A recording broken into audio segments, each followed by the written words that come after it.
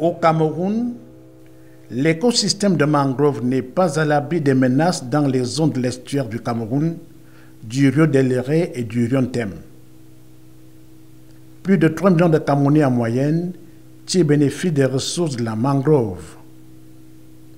Nonobstant cette importance indéniable des mangroves sur les plans biologiques, écologiques, économiques et culturels, cet écosystème subit une exploitation à la fois illégale et anarchique par des prédateurs sans foi ni loi.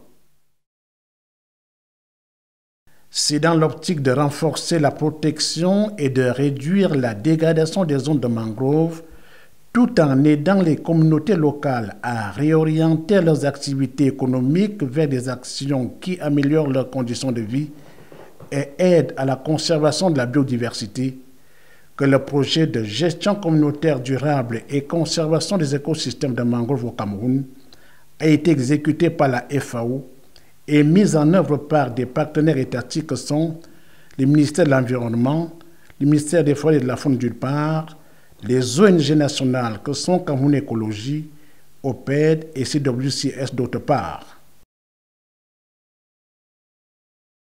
L'implémentation du projet 5 années durant entre 2013 et 2017 a laissé divers acquis au sein des populations bénéficiaires. Nous avons commencé par sensibiliser toute la communauté de Manoka. Alors il y a eu beaucoup de réunions de sensibilisation, des réunions avec les communautés, les chefs de village.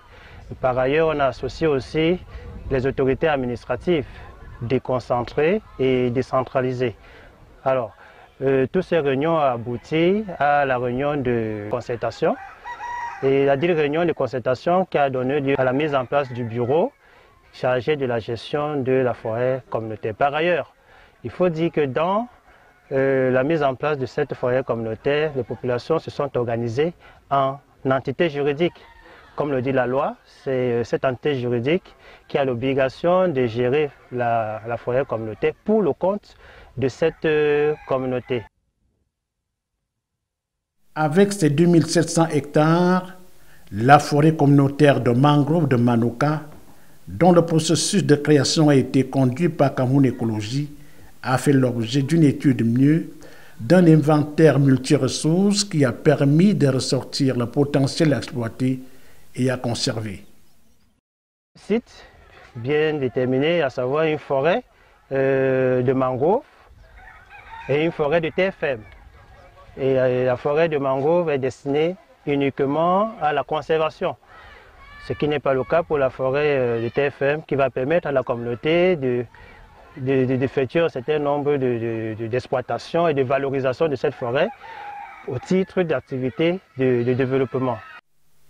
En attendant que les autorités administratives compétentes délivrent la convention définitive, les populations riveraines de mangrove de Manoka ont acquis des capacités pour utiliser rationnellement les ressources de la forêt communautaire.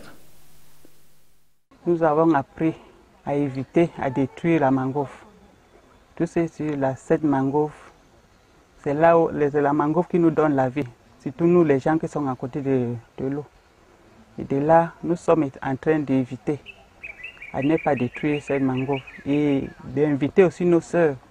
Parce que beaucoup, comme ici à Manoka, nous vivons de la pêche.